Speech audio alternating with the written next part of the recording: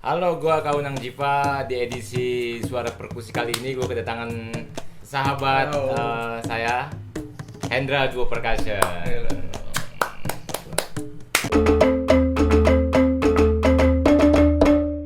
Oh iya Om, dengar-dengar lu pindah ke Bali ya sekarang ya? Iya, betul. Udah 3 tahun, mau masuk 3 tahun ini.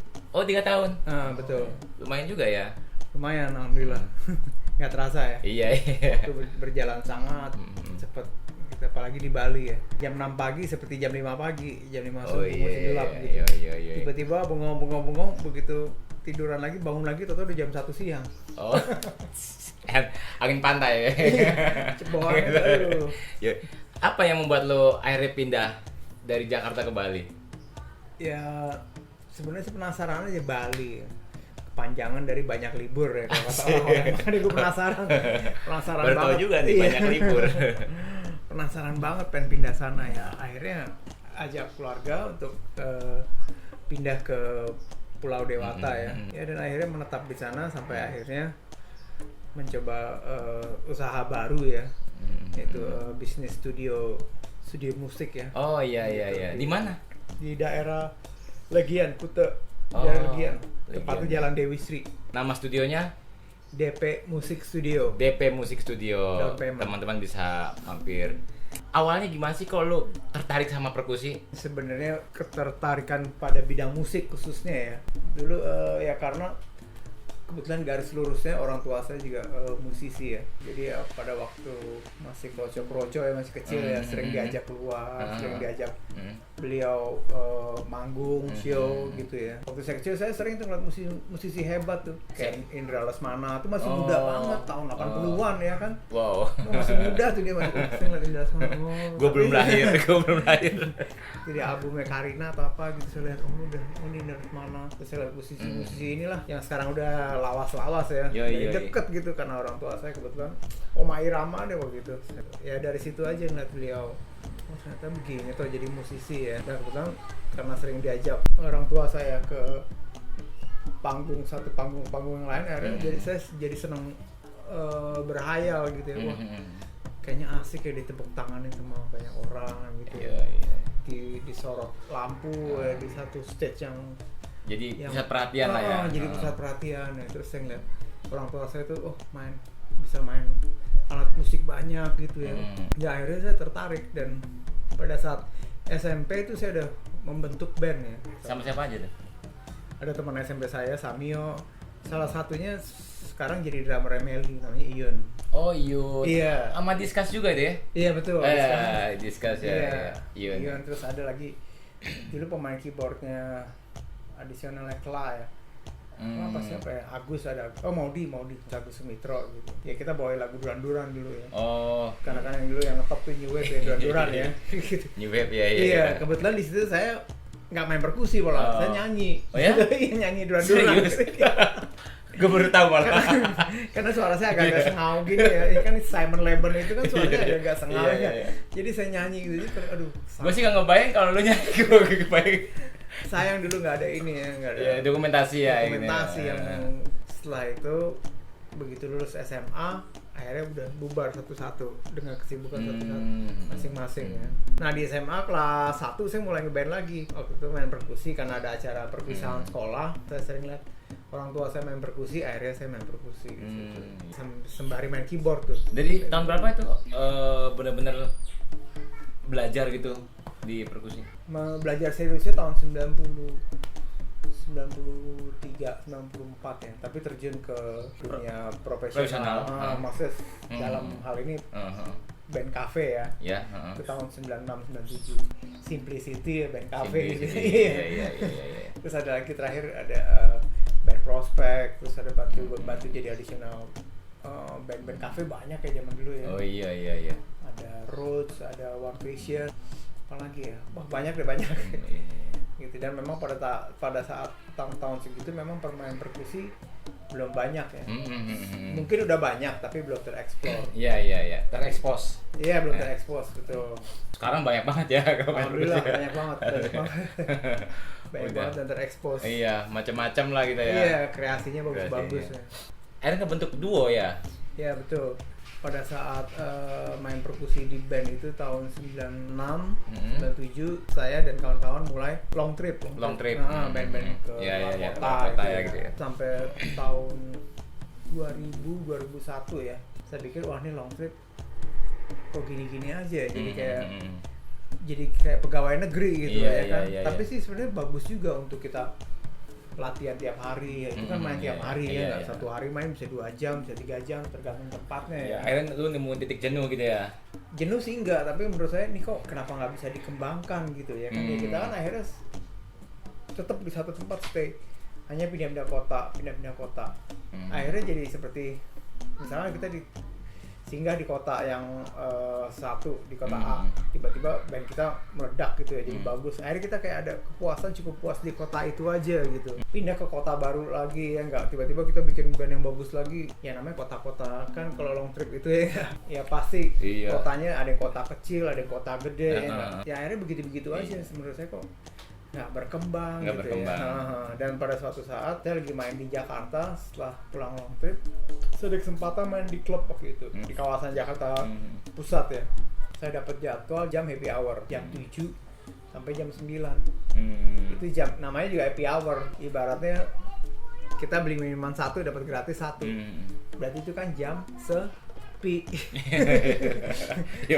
Jam sepi. Dan ngundang orang kan. Jam 7 sampai jam 9. Buy one get one gitu. Buy one get one tuh. Nah, kalau beli minuman ini mah dapetnya 2. Saking sepinya yang nonton bangku ganteng semua.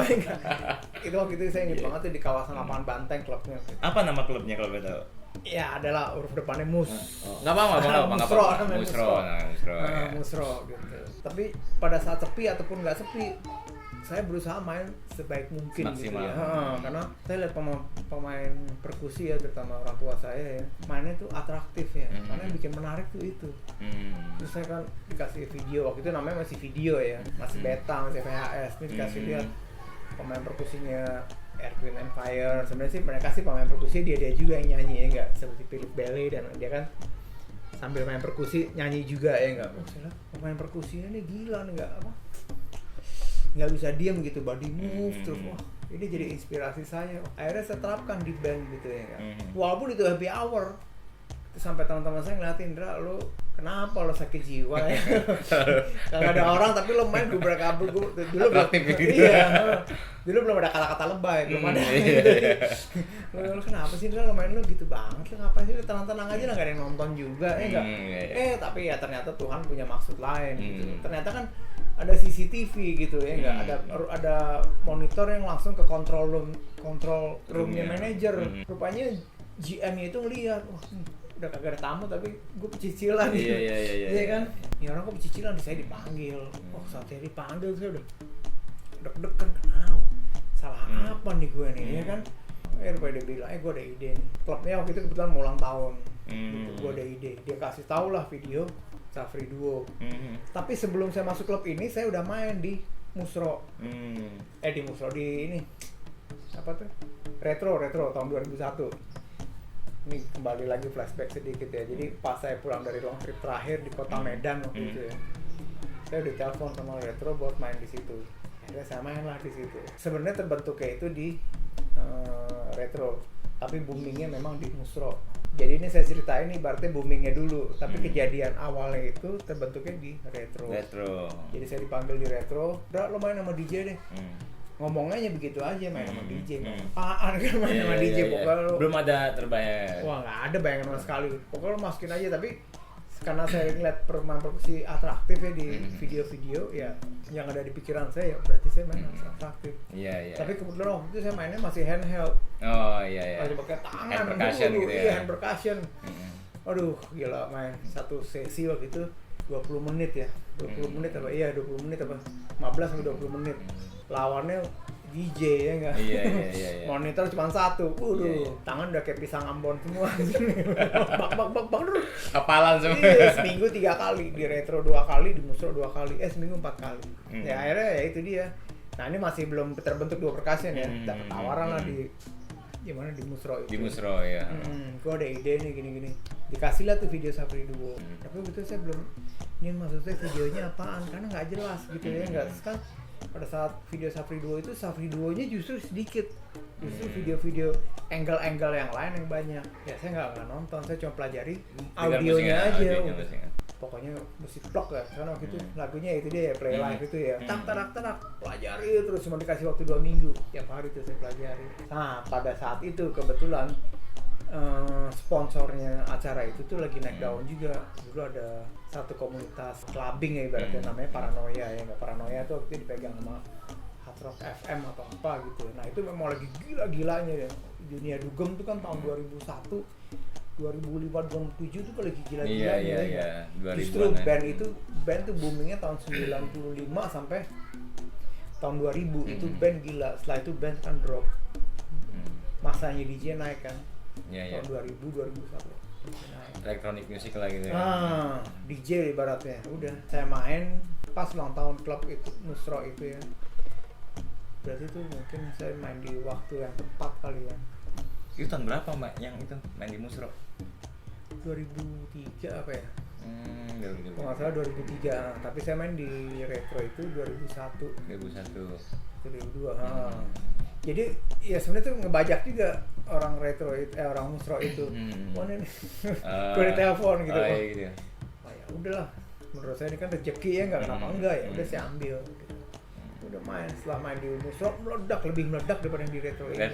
Iya. Nah Retro nggak mau kalah, dia bikin juga ulang tahunnya Retro. Nah pada saat ulang tahun Retro ini baru saya bentuk Duo Percussion.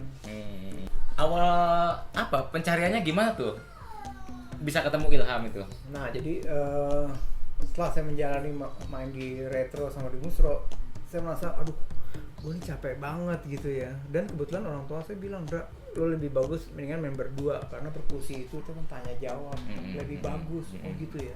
Nah mulai dari situ saya cari pemain perkusi buat partner gitu ya? Tapi saya nggak kepikiran apa-apa. Hanya cuman udahlah pokoknya bikin main perkusi berdua jadi lebih rame. Nggak kepikiran sama sekali buat bikin grup. Tapi saya niat carinya kelilingan kafe. Di Kemang saya kelilingin ya. Oh itu kan ngetop di Kemang ya. Di Kemang, terus di daerah Gunung Sahari. Pokoknya saya kelilingin ke kafe-kafe. Planet Hollywood di Gatot Subroto. Planet Hollywood sama New York Cafe ya di Taman Ria. Senayan. Akhirnya lihat Ilham tuh, dia lagi sama grupnya waktu itu namanya Magenta ya. Dia lagi nama grupnya Magenta Orkestra? Bukan, beda. Dia punya Magenta kan gitu. anak band cafe. Iya. Ada anak ketemu lihat Ilham di News Cafe di Kemang. Sekarang udah jadi Sisa, tahu kan Sisa? Sisa. Dulu namanya News Cafe.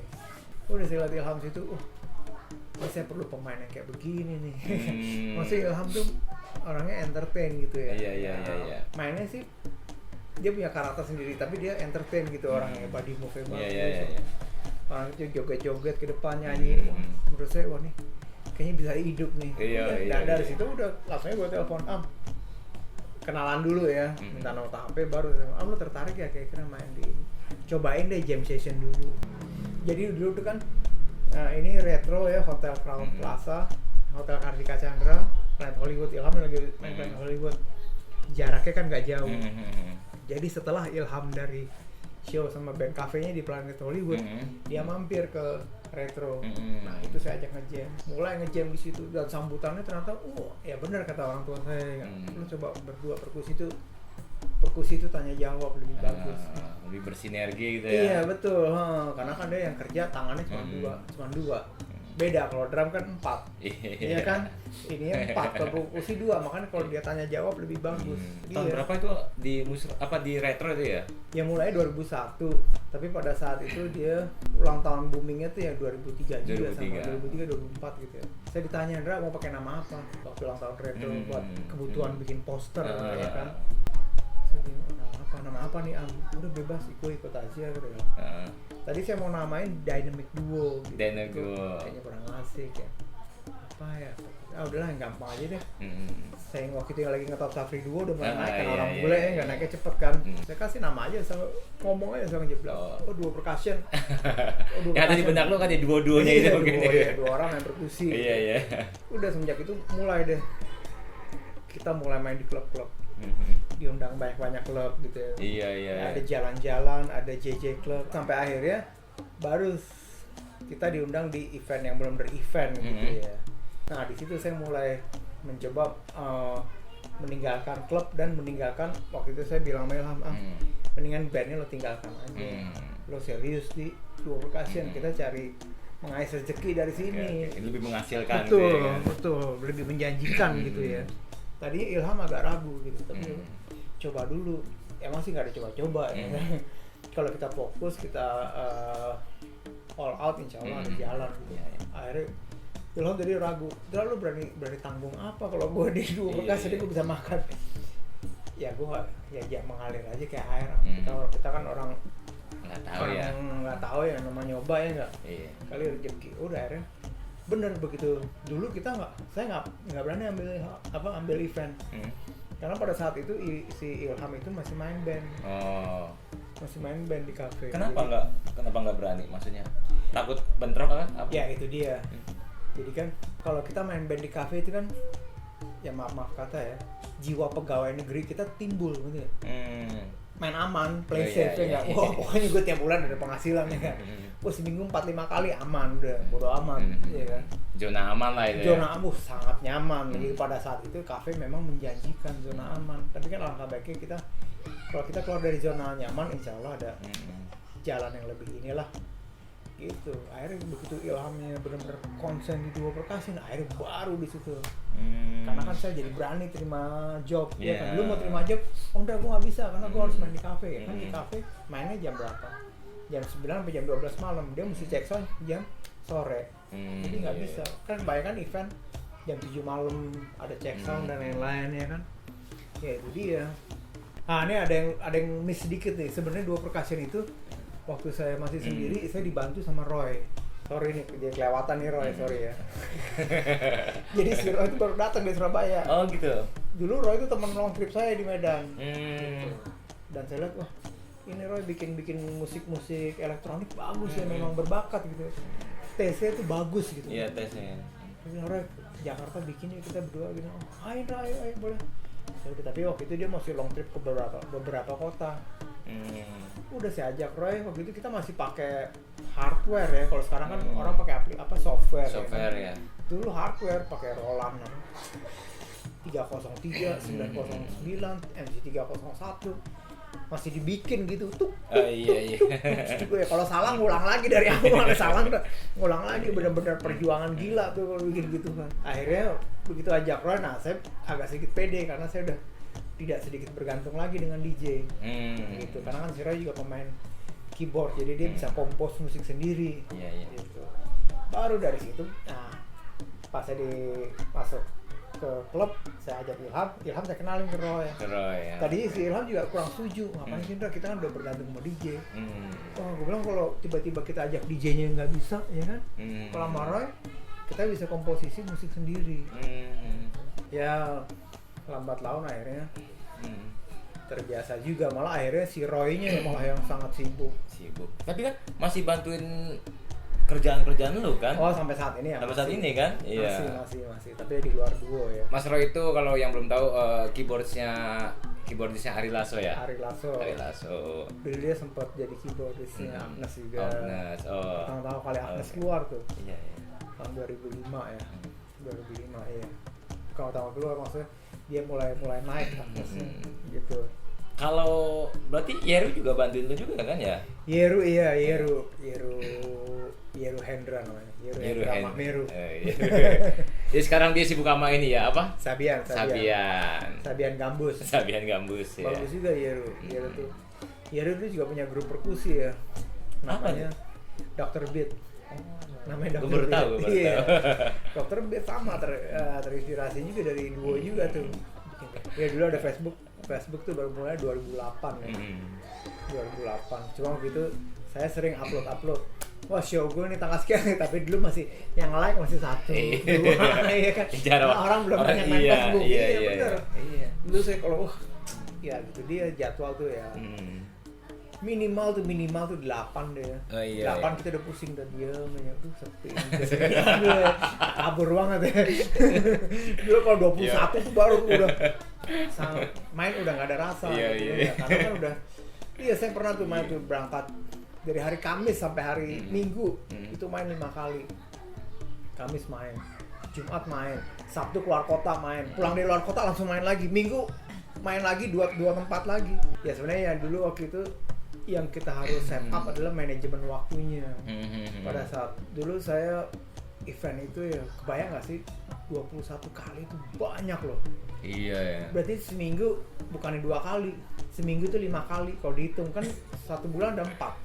Iya kan? Ya ini untuk ukuran saya sebagai pemain perkusi ya, bukan sebagai band seperti band-band super band ya, beda ya. Ini sebagai saya sebagai hanya pemain perkusi, gitu ya, dengan jadwal segitu ya.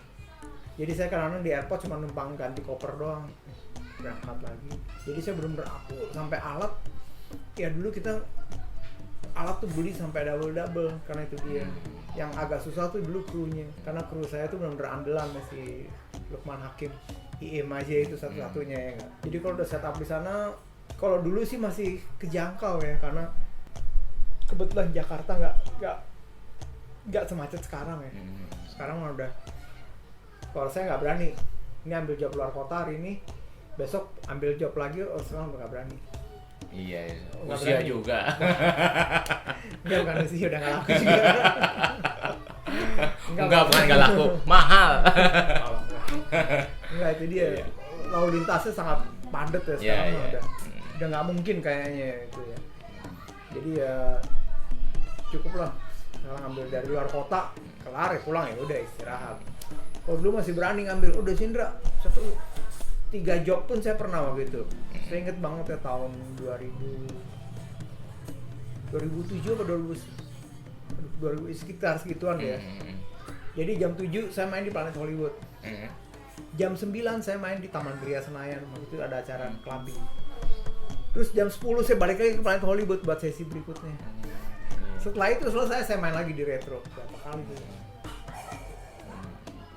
Untungnya daerahnya masih Taman Ria, Gatsu ya masih jadi satu ya.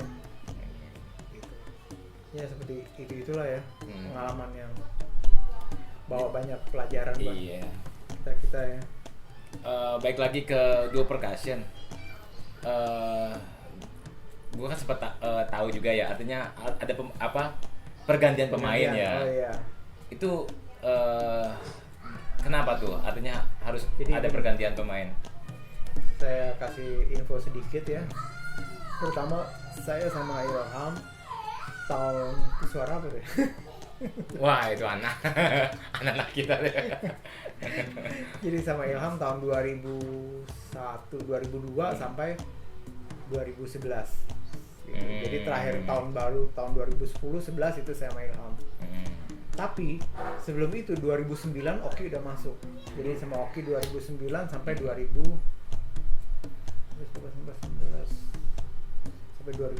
ya, masalah ya 2016 ya 2016 ya, karena waktu itu dia udah nikah ya. Nah kenapa waktu itu saya memutuskan tahun 2009 sama Oki, bukan jenuh tapi saya mau cari inovasi yang baru. Wah ini kayaknya laki-laki mulu bosan Iya. ya. Gimana? Batangan mulu nih. Iya. Waktu itu sebenarnya saya jadi sebut lagi nih, Angel Percussion tuh keluar tahun 2005 kalau nggak salah. Ada perkusi wanita ya. Wah. Nah itu salah satu yang booming juga karena kan perempuan, iya kan? Itu yang bikin job saya jadi sepi juga. Nanti habis ini ya, Iya. Angel Percussion akan diinterview juga. Iya. Jadi Angel Percussion itu keluar kalau nggak salah ya tahun 2005 apa ya. Saya pertama kali sharing job ke mereka ya tuh salah satu acara bank di Indonesia ya, acara Imlek ya gitu. Ya udah sejak itu ya saya kasih sharing beberapa kerjaan ya, dan ternyata responnya bagus ya karena kan wanita unik. Iya unik ya. Mulai dia booming, tapi pada saat dia booming, waduh itu lumayan berpengaruh juga buat saya. Oh iya. Jadi turunnya job saya itu agak menurun setelah tsunami di tahun 2006 ya kalau salah ya. Tsunami-nya 2004. 4 atau 6? 4 ya? 2004 atau 2006? 2004. Oh 2004. Oh iya benar. Waktu itu saya lagi main di Makassar. Itu kan tsunami kalau nggak salah mau mendekati tahun baru ya. Jadi waktu itu saya main di Makassar. Aduh, gila, main tahun baru tapi rasa tsunami gitu. Orang kan ya jadi drop partinya jadi nggak all out gitu ya. Kan dia tetap party tapi nggak separty partinya gitu. Ya udah. Nah mulai di situ ada Angel mulai gitu. Jadi pada saat mulai turun di 2005, 6, 7 sebenarnya sih nggak turun signifikan, tapi mulai berkurang berasa gitu ya. Satu karena emansipasi wanita udah mulai naik, kayak Angel gitu naik ya, sangat bagus ya. Gitu. Nah akhirnya saya cari inovatif. Wah kalau saya bikin perempuan sama perempuan lagi, saya jadi nganggur. Ya akhirnya saya bikin lah perkusi yang pasangan, tetap formatnya dua perkasi. Couple gitu ya. Iya, couple betul. Couple ya.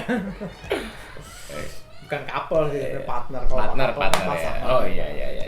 Suami istri Iya, ya iya, nggak, iya. itu baru couple.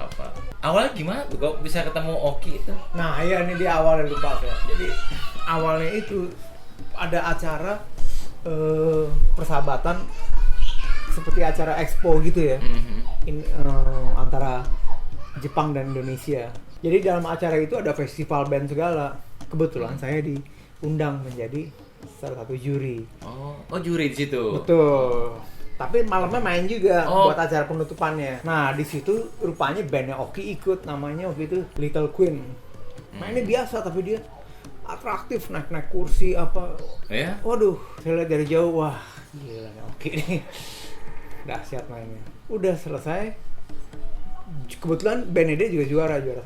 Saya bilang, Ki, saya panggil, Ki mau nggak malam temenin saya main buat acara penutupan. Sekalian saya mau coba nih, keren bisa nggak dia. Udah saya ajak dia main, ternyata ya bagus, ya memang musikalitasnya tinggi. Kualitasnya ya. Tapi itu dibarengin dengan skill yang baik juga. Di Gitu. dalam benaknya Oki, waduh gue dipanggil om nih. Oki waktu itu masih itu. Oki kelas 3 SMA apa 2 SMA ya? 2 SMA. Tuh, ya kan. Jadi kebayang nggak tuh gue ngelatih Oki itu dari 2 SMA, nungguin dia pulang sekolah dulu ya nggak, begitu pulang sekolah cek sound, wih ini bawa matahari nih. Bener-bener bawa anak SMA ya. Waduh, bener. Tapi ya dia namanya anak SMA ya, polos gitu. Kita kasih influence juga, dia cepet gitu nangkepnya. Iya, coba. Alhamdulillah 2009 ya akhirnya saya bisa kembali lagi mengimbangi jadwal yang banyak lagi dengan Oki. Karena kan Oki ada sosok wanitanya juga. Jadi pada saat itu ya Angel juga jadi ini kita juga ya enggak, jadi kompetitor kita juga gitu. Nah, tapi kompetitor yang sehat ya kan, yang positif gitu. Jadi kayak wah Angel bagus sih dari segi kemasannya juga bagus gitu ya. Udah kebetulan saya hanya menang saya tuh kebetulan produksi musik segala sendiri. Ya itu yang bikin kita jadi punya ciri khas juga ya kan. Prosesnya gimana tuh? Lu saat membuat karya itu prosesnya gimana? Artinya sampai sekarang kan lagunya dipakai sama dancer ya kan. Gue sering denger, wih ini lagunya Duo Percussion ya. Iya. Jadi kalau saya mau buat karya, saya imbangin yang saya mau mainkan dulu gitu. Jadi saya udah bayangin, oh nih di sini gue mukulnya begini. Oh di sini pokoknya bukan melodinya dulu yang saya pikirin, tapi enaknya saya main dulu. Pokoknya begini gue mesti enak dilihat ya. Imajinasinya dulu, bukan oh ini melodinya begini nih. Ini buat dijual ke pasaran, reverb. Kalau saya bukan begitu, karena saya pemain perkusi. Ya itu, nih. Pokoknya ini harus keren ya menggaya gue nih. Itu dulu yang saya pikirin. Baru saya aplikasikan ke si Roy. Makanya si Roy itu udah ngelotok banget. Jadi Mas Roy itu nangkap apa yang lu mau. Ya kan? Saya tinggal nyanyi, Roy tinggal bikin. Terlalu nyanyi aja. Dan yang saya ngomongin itu bisa, ya saya bisa kawin gitu sama Roy. Ini masuknya. Ya udah prosesnya seperti itu. Begitu Roy bikin, ya saya joget dulu, maksudnya dalam hal ini main perkusi gitu. Oh ini gini Roy, oh ini gini ya, kasih gini Indra. Nah si Roy banyak kasih influence positif juga ya ke musik Duo Percussion ya, banyak kasih pengaruh bagus juga ke situ. Seperti itu prosesnya sampai akhirnya lagu yang banyak dipakai orang itu sebenarnya lagu ondel-ondel ya. Sebenarnya itu lagu penciptanya No Name ya. Gitu. Kalau ada yang tahu lagu remikannya Duo ya. Iya, ondel-ondel. Nah itu remikannya Om Hendra. Itu bikin hanya dalam waktu 2 jam. Waktu itu saya buat lagu itu sebenarnya adalah request ya. Waktu itu kita ada event tahun 2005 ya. Waktu itu pertama kali dimulai acara, pernah dengar ini? Jakarta Fashion Festival, Jakarta Food and Fashion Festival. Oh, gue pernah main di situ. Oh, pernah. Tapi belum lama. Iya, tapi emang acara itu tiap tahun kan ya? Iya, ada fashionnya juga. Nah, pokoknya seperti itu deh ya. Nah, itu pertama kali acara itu dibikin. Itu sponsor utama broadcast itu Metro TV nggak salah. Jadi saya diminta membawakan lagu ondel-ondel. Udah, saya aransemen lah sama si Roy itu. Saya buat, ternyata ya responnya bagus dan banyak disenangin sama orang ya. Lagunya padahal begitu aja, simple ya. Tesnya Mas Roy juga Gitu, asik iya, juga sih. gitu. Itu saya inget tuh bikinnya pakai MC 301, terus pakai software itu pakai Reason ya, namanya Reason, pakai Reason ya. pakai itu. Bikinnya di rumah tuh, di kontrakan Roy ya. Sorry, dari kontrakan Roy. Di arah pasar Minggu ya. Habis sekarang tajir. Alhamdulillah sih Roy. Gitu. Dan akhirnya ya karya-karya yang saya buat, saya punya ini sendiri, punya taste sendiri ya. Ya menangnya di situ aja mungkin. Saya bikin dulu sendiri, baru saya bawa. Iya, itu jadi kelebihan lu juga sebenarnya. Iya.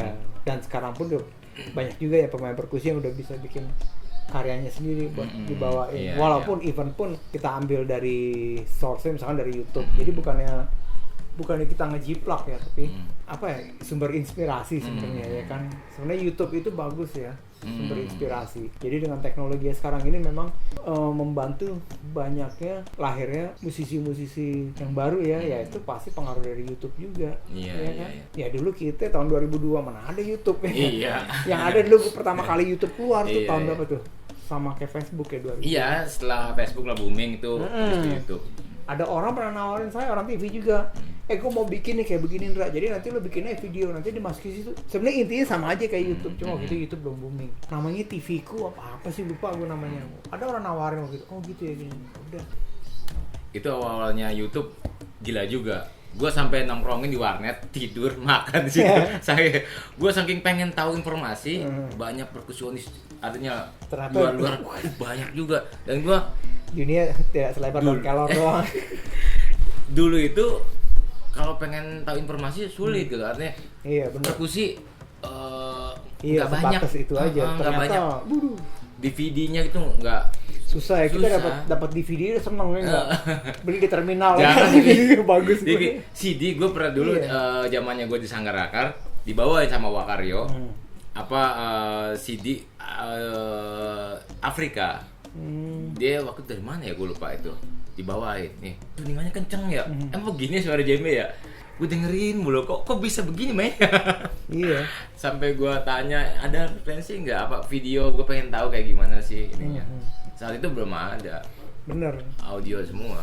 Makanya anak sekarang tuh beruntung, sangat beruntung banget ada YouTube tuh. Oh nggak bisa nyalain kompor gas, kenapa nih? Gue cari di YouTube ada kompor gas susah nyala. Oh diketok-ketok doang. Iya, Kan iya, gila tuh iya, YouTube, iya, enggak iya. kompor gas nggak nyala. Oh diketok-ketok. Iya, iya. Ya Allah, hebat banget loh YouTube. Iya, iya. Ya masih segitu Iya, iya. gilanya informasi gitu ya. Gokil sih. Iya makanya mudah-mudahan dengan adanya YouTube ya, walaupun positif negatifnya berimbang ya, ya mudah-mudahan bisa bikin ya minimal musisi-musisi lama karyanya bisa diupload lagi ke YouTube, jadi orang jadi ingat. Iya kan? Iya. Ya dulu kita nggak, kayaknya musisi dia aja, tanya orang jago ternyata banyak banget ya nggak? Iya. Orang gila nih banyak banget. Iya. Orang yang ilmunya nih, aduh. Ya. Dulu saya nonton TV itu panutannya kalau di TV. Hmm. Saya cuma lihat ada ya musisi senior namanya Iwan Wirat dulu.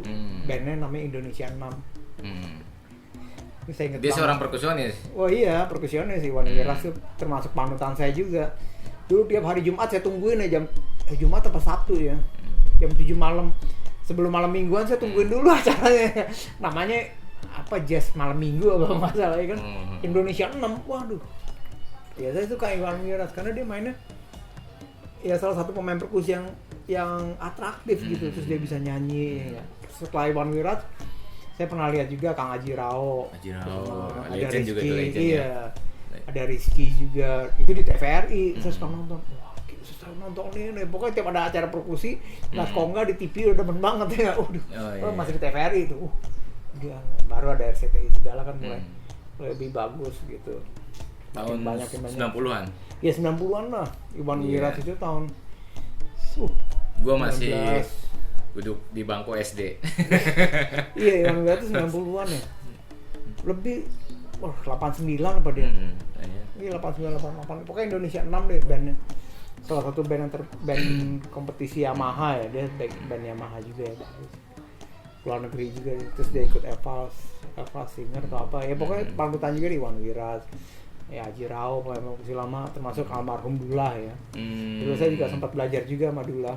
Oh gitu. Iya, referensinya emang lu almarhum Iya, Dullah ya. jadi waktu saya belajar perkusi, orang tua saya bilang lu belajar ya sama Dullah. Kebetulan Dullah itu almarhum teman orang tua saya kan, anak dia dari Surabaya juga ya. Jadi saya naik bajai ke rumah Dullah tuh. Oh belajar diajarin, wah dia tuh emang real original pemain perkusi Cuban gitu, Afro Cuban yang Latin percussion ya. Oh, iya. Kalau kita kan udah banyak influence modern. Tapi bagus juga, jadi saya ada pengalaman, oh nih handheldnya yang bener tuh seperti ini gitu ya enggak. Makanya waktu beliau almarhum tuh saya sedih juga ya, karena itu salah satu orang yang banyak menginspirasi saya juga ya buat main perkusi ya gitu, terutama di handheld. Pengalaman yang nggak bisa lu lupain saat di duo tuh apa sih? Ya main di luar negeri. Oh iya. Main di luar negeri, di Timur Tengah, di Kuwait. Mau pulang over bagasi. Bayarnya waktu itu 16 juta apa. itu saya gua sama Ilham udah hampir frustasi ya tinggal aja deh. Udah kita ikhlasin aja deh. Padahal pada saat itu saya bawa Taganing. Mungkin waktu itu polosnya saya sama Ilham, Taganing itu udah ditawar sama pemain Iran. Punya lo gue bayarin deh, alat tahu gitu gue jual. Gue jual. Kalau yang belum tahu Taganing itu alat musik perkusi tradisional dari Sumatera Utara. Udah ditawar sama pemain perkusi Iran. Alat lo gue bayarin gitu, waktu itu $1.000 waktu itu 10 jutaan deh, sekitar 10 juta tahun 2008 ya. Berarti ini udah 10.000 ya. $1.000 ditawar, ya 10 jutaan kan. Tapi gue gengsi ya, bangga dong dengan alat tradisional Jakarta ya. Oh nggak bisa. Indonesia lah. Indonesia iya. Begitu nyampe airport, wah tahu gitu kita jual. Iya. Salah juga iya. Ya akhirnya dasar Tuhan baik ya, Allah Bangga baik ya. Saya dipinjemin duit tuh sama timnya Erwin Gutawa gitu sama Mas. Oh lu berangkat bareng sama? Iya, Mas Erwin Gutawa gitu. Dipinjemin duit sama dia. Selalu ganti ya, iyalah kan. Sampai Jakarta ya, udah sama manajemen kita ya kan. Ada grup perkusi yang lain juga? Banyak waktu itu dari Jepang, dari Timur, dari Iran, India, ada 8 deh, Korea Selatan ya, Timur Tengahnya, Kuwait, dari Kuwait sendiri, Indonesia, pokoknya ada 7 apa 8 gitu ya. Dan yang hanya check sound tuh cuma saya doang sama dari Korea Selatan. Yang lain kagak ada yang mau check sound. Oh ya? Kenapa? Lagu. Ya karena waktu itu lagi agak dingin sama lagi musim badai pasir ya, sandstorm bilangnya gitu. Jadi badainya dingin tapi pasir, warna merah gitu. Itu kalau kena mata perih juga. Saya iritasi. Gitu. Suhunya gitu ya 4 derajat sampai 0 deh. Lumayan dingin.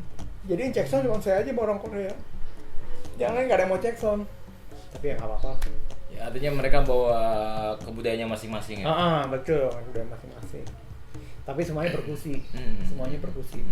Ya kalau main di luar negeri ya banyak suka dukanya ya. Kayak waktu itu kita main di Filipina. Pada saat itu bulan puasa ya enggak? Mau makan semua, buset, makanannya B2 semua ya. Cuman McDonald doang kita kenal ya enggak? Ini McDonald penyelamatnya enggak. Pada saat itu bulan puasa, saya ingat banget bulan puasa tuh. Di pesawatnya makanannya B2, ibaratnya begitu ya kan? Jarang ada makanan yang halal. Iya. Mungkin ada, cuma kita waktu itu di Filipina cuma 3 atau 4 hari gitu. Tuh, terus main di Aussie ya, di Perth waktu itu. Ya gitu deh, kurang lebih. Kalau Singapura mah standar ya, Singapura mah sama aja kayak kita ke Mangga 2 kurang lebih ya, sama ya makanannya. Banyak juga karena banyak orang India juga kan. Tapi itu juga prestasi lah. Iya, alhamdulillah. Pernah waktu itu satu panggung sama Superman is Dead ya. Di acara MTV Threesome itu tahun 2003 nggak salah ya. Jadi itu masanya gila loh. Waktu itu Superman is Dead tuh lagi boomingnya. Dan masanya masa rese lagi ya, ya sama nyambit botol. Mereka nyambit botol bukan yang nggak suka, tapi iseng. Iya. Iseng. Jadi band-band sebelum saya tuh waktu itu ada band apa gitu lupa. Dilempar pas kena keyboardnya, jas langsung keyboard mati total. Turun berhenti, nggak mau main ngambek. Wah ya Allah, ini apalagi kita yang bawain lagu beginian kayak gitu begitu kita naik tuh topeng monyet waduh itu kayak dengkul lemes banget ya nggak, tapi ya kita mesti pede ya nggak, ya mas go on, kita udah dibayar ya kan, ya tetap harus ini ya risiko, ya udah kita bawain, akhirnya saya bawain, kita bawain lagu ondel-ondel aja yang gampang-gampang aja nih beginian, nggak usah kasih karya yang susah-susah. Ya ternyata responnya gila bagus ternyata. Ya terus main sama Om Iwan Fals juga enak juga, itu gila juga tuh. Masanya gila juga tuh Iwan Fals. Itu saya main di Surabaya. Surabaya gitu ya. Nah, itu udah sama Oki. Oh iya, itu acara Net TV kalau nggak salah. Iya betul, Net TV betul, Net TV. Net TV baru ya. Iya, sempat nonton. Masih baru Net TV. Iya, gitu iya. Perkusi itu sesuatu yang nggak penting tapi di tempat yang penting. Ibaratnya kalau di panggung aja check sound kita terakhir, ya perkusi belakangan aja ya nggak. Tapi selalu di prosesi. Kalau di event kan ya nggak. Oh buat munculnya produk nih perkusi, ya nggak. Oh buat tamu baru masuk perkusi, kan buat jaga mood. Iya kan. Kalau orang baru masuk mau makan malam, moodnya udah jelek, itu acara akan turun terus. Makanya dulu ada perkusi. Saya jadi pelajari kenapa sih IO perkusi selalu ditaruh di opening. Oh ternyata buat menjaga mood. Jadi itu dia. Biar nggak drop ya, makin lagi. Memang perkusi mungkin tidak diperhitungkan, tapi selalu berada di tempat yang penting. Saya nggak percaya. Sesuatu yang sedikit tapi memberikan pengaruh yang besar. Itu perkusi ya, alat perkusi ya. Ya contoh di komposisi musik, tiba-tiba ada suara ting. Padahal begitu doang, tapi yang memberikan sesuatu yang sangat berharga gitu. Selama lo berkarya, apa yang lo belum terwujud Om? Apa yang lo pengen lo wujudin gitu? Sebenarnya sih pengen bikin album lagi ya. Dulu udah bikin album, cuman tuh kayaknya belum greget gitu ya. Ya kolaborasi sama ada gitu sama Betsy juga, sama yang artis dari Amerika juga tuh Sunflower juga ya. Cuma saya mau bikin benar-benar original karya saya gitu ya. Maksudnya benar-benar berdiri sendiri. Pengen lagi bikin album yang benar. Dulu kan waktu bikin mini album tahun 2009 ya, itu zaman-zamannya indie mulai, ya kan, indie label lagi mulai peralihan tuh ya kan gitu. Waktu saya bikin lagi sama Betsy itu sama ada Warner Music gitu. Cuman nggak terlalu booming ya, karena single aja. Sama yang Amerika itu kemarin juga mereka ternyata independen. Ini independen. Mereka sama Sony Music sana apa kalau salah ya. Tapi mereka tetap penyebarannya secara independen. Jadi intinya pengen banget ya. Pengen punya karya lagi ya. Iya. Pengen punya karya lagi, pengen bikin konser perkusi ya. Sama musisi perkusi yang lain gitu ya. Tapi tetap harus ada bumbu-bumbu yang bikin lebih hidup dan gak jenuh gitu. Karena kan kita nonton perkusi misalkan di satu konser, let's say 1,5 jam sampai 2 jam. Orang kan lihat perkusi klutak-klutuk begitu aja, bosen loh. Saya nonton konser Safri Duo dulu. Pertama di Embassy, kedua di Highlight di Ancol. Itu konsernya cuma 1 jam ya nggak nyampe 1,5 jam. Tapi mood saya sempat turun di tengah-tengah, bosan gitu. Padahal saya termasuk banyak terinspirasi dari Safri Duo juga, tapi akhirnya jenuh juga gitu. Nah ini saya mau buat konser perkusi yang nggak bikin orang jenuh gitu. Jadi ya pendukungnya banyak ya, termasuk bintang tamu ya, mungkin ada multimedianya ya kan, atau ada penyanyinya. Jadi ya banyak lah faktor-faktornya. Nantinya bikin itu konser jadi nggak membosankan gitu aja sih. Pengen banget bikin konser. Mudah-mudahan Kaunang bisa Siap. ya. Insya Allah. Apa konsepnya Nang itu kemarin? Acara yang rutin itu kumpul. Oh iya, gue punya acara tahunan sama teman-teman perkusionis, namanya ada komunitasnya, namanya Komunitas Tabuh Perkusi. Dia bikin ada satu KTP. Iya, KTP, bikin satu program namanya Kumpul Pikul Pukul. Itu diadain setiap bulan puasa. Itu acara gokil juga tuh ya. Acara gratis, yang main gratis, semuanya gratis, tapi kualitasnya tetap ya di atas rata-rata yang gratis gitu ya. Ya maksudnya susah lah mengumpulkan pemain perkusi gitu ya. ngumpulin massa deh untuk menikmati satu sajian yang nggak familiar gitu ya. Perkusi kan nggak familiar. Itu di bulan puasa loh ya nggak. Ya let's say kita orang buat ngabuburit deh ibaratnya gitu ya kan.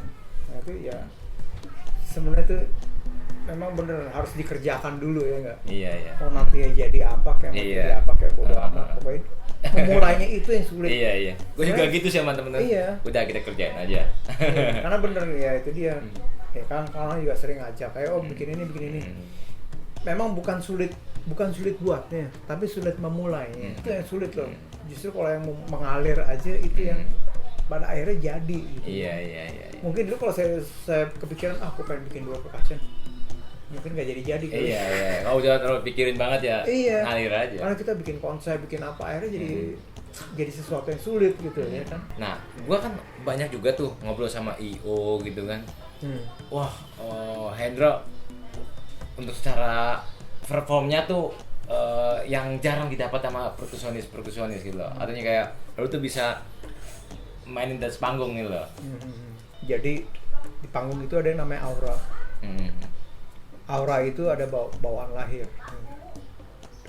Setiap orang itu belum tentu punya aura, tapi aura bisa ditimbulkan, bisa dipelajari. Gitu.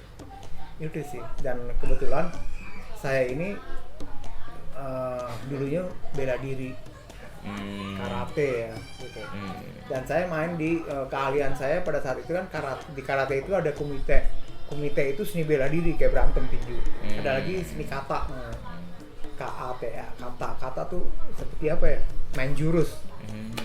Nah, saya main kata. Nah, penilaian di kata ini adalah gerakan itu mesti ya kayak orang acting. Nah, akhirnya dari karate ini yang saya terapkan di musik pada saat main di panggung. Saya menganggap diri saya ini lagi bertanding di sebuah turnamen karate. Jadi karena gerakan saya ini seperti orang karate. Mesti begitu. Nah, itu yang saya akhirnya dengan begitu kan aura kita keluar. Saya selalu ya mungkin ke kawan juga ya. Kalau di panggung, kalau udah di panggung itu udah milik kita. Jadi bukan milik orang lain. Ya kan orang lain tinggal ngikutin lampu, sound system, tinggal support aja. Tapi yang menguasain panggung ya kita. Alhamdulillah saya dulu ikut seni bela diri itu yang mungkin menurut saya bisa membawa satu perbedaan kali ya. Nggak mungkin dong orang mukul drum, kan orang mukul drum gini, kencang, tapi saya mukul, mukulnya begitu. Karena kalau kita lihat jarak pandang orang di panggung, lo kan dilihat dari jauh. Kalau gerakan kita biasa, orang jadi nggak menarik, gitu. Karena dari pengalaman saya main di klub, saya harus main, gue sama Ilham tuh harus main jam 12 malam. Dimana orang tuh lagi mabok-mabok, kan menarik perhatian orang mabok tuh susah loh ya kan. Apa coy, udah begitu ya enggak. Lo ngomong didengerin syukur nggak, udah pada mabok, udah pada nembak, udah berapa ya. Nah gimana caranya supaya tuh orang-orang mabok bisa ngeliat kita main perkusi? Itu di situ. Si Ilhamnya bilang, Rani gimana nih, sikat aja gue, ngajar aja gue, main sekencang mungkin. Ya dan ternyata formula itu berhasil. Kita kan kalau di panggung harus distract orang tuh harus ngeliat kita ya, harus ngeliat kita. Begitu orang udah ngeliat kita, baru kita berbicara dari hati ke hati, disampaikan dengan pukulan kita ya, dengan musik kita. Gitu. Ya secara gestur juga ya. Iya. Lu kuat banget gitu ya kan? Ya itu olahraga. Iya. Ya gue juga pernah lihat juga kan kayak kesenian di Jepang itu kan taiko. Itu kan berasa banget gitu loh ya kan powernya. Jadi taiko itu sebenarnya seni bela diri. Dia tuh ada tingkatannya juga, sabuk putih, sabuk coklat, sabuk hitam. Taiko itu seni bela diri sebenarnya. Makanya kalau musisi taiko beneran, dia nggak mau diajak kolaborasi sama rampak kendang sama itu. Sebenarnya dia nggak mau karena dia punya pakem sendiri. Kalaupun dia pernah mau yang misalkan sama rampaknya harus ngikutin pukulan dia. Gitu. Dia nggak akan bikin komposisi sendiri. Gitu. Jadi udah begitu. Ya bela diri. Nggak ada apa sih namanya? Apa improvisasi apa? Bukan improvisasi apa sih? Ya inilah kelonggaran gitu buat ayo dong ikutin gue sendiri. Iya. Gitu, nggak bisa, dia udah pakemnya begitu sampai mati. Oh iya. Kalau musik kan udah latih, kembangin latih deh. Iya. musik kan lebih universal. Hmm. Tapi kalau bela diri ya nggak mungkin kita nangkis orang tak begini kita jadi jadi nggak mungkin kita diajar pakai pisau gitu, ibaratnya seperti itu. Jadi ya teknik-teknik gitu memang agak sedikit terlihat lebay ya nggak, ya, sedikit terlihat berlebihan, tapi ya itu dia ternyata yang saya jalankan ini yang menurut orang lebay ya ternyata bisa menghasilkan sesuatu gitu ya kan. Ibaratnya drumnya cuma di sini, mukulnya harusnya begini doang kan, tapi saya mukulnya harus begitu ya, harus begitu, kan bisa mukul gini doang. Apa sih susahnya? Tapi kalau di panggung jadi kagak asik. Oh ini gini, oh ini gini. Waktu di panggung saya kalau lagi cek sound, dulu saya pakai kamera dikit ya, suka videoin gitu. Oh ternyata saya sekarang lihat kalau kru saya cek sound itu gerakannya ya kan sama, bunyinya sama kok. Begitu saya main sama Ilham, oh berarti di sini pesannya gitu. Body language, pesannya ya body language sebenarnya ya kan. Jadi emang lu setelah lu main terus nonton hasil videonya evaluasi gitu ya. Artinya tadi gua mainnya begini nih. Akhirnya yang membuat lu jadi kedepannya jadi lebih baik gitu kan. Benar itu. Ya salah satunya memang ditunjang sama seni bela diri yang saya pelajari. Itu jadi nilai poin plus juga buat saya. Belum tentu pemain musisi lain ada yang belajar bela diri juga bisa diterapkan gitu ya kak. Jadi ya ini bela diri yang saya pelajari dari tahun 84 ya ternyata membawa banyak pengaruh juga. Jadi ini kembali ke background ya, dulu saya pernah kerja di restoran. Itu juga banyak membawa pengaruh yang baik juga buat saya. Jadi ya saya ambil. Sempat kerja di restoran? Sempat tahun 90. Oh ya? Oh. 91. 91. McDonald's, iya. Waktu itu di McDonald's. Restoran fast food, ya McDonald's. Itu juga banyak membawa ilmu buat saya. Yang kepake apanya? Manajemennya. Disiplinnya, manajemen waktunya. Di situ saya belajar. Kebayang nggak, saya dulu tanpa manajer lama juga. Ada manajer lama sampai saat ini saya nggak pakai manajer karena saya bisa memanajemen waktu ya, belajar dari ilmu-ilmu di F&B itu. Manajemen waktu, manajemen komunikasi, communication skill, cara kita berbicara dengan orang itu kan pada saat kita di manajemen kan kita diajarin semua. Nah itu saya terapkan di manajemen 2 percussion dan akhirnya ya banyak kepakai juga. Oh iya. Gitu, hospitality. Kita kan bisnis hospitality ya kan. Ya dari situ juga saya banyak belajar. Oh bisnis hospitality. Oh bagus juga ya. Oh udah kayak situ. Ya gitu deh kurang lebih. Pesan-pesan lu untuk teman-teman perkusionis, apa yang bisa lu bagikan? Artinya masalah disiplin atau apa gitu? Untuk teman-teman musisi perkusi ya khususnya ya. Sebenarnya sih musisi semuanya sama ya. Cuma bedanya dia main gitar, dia main drum ya, dia main suling, dia main bass. Tapi intinya ya musisi itu kan bagian dari kehidupannya ya kan. Sebenarnya sih sama aja. Ya pesan saya ya terus berkarya ya.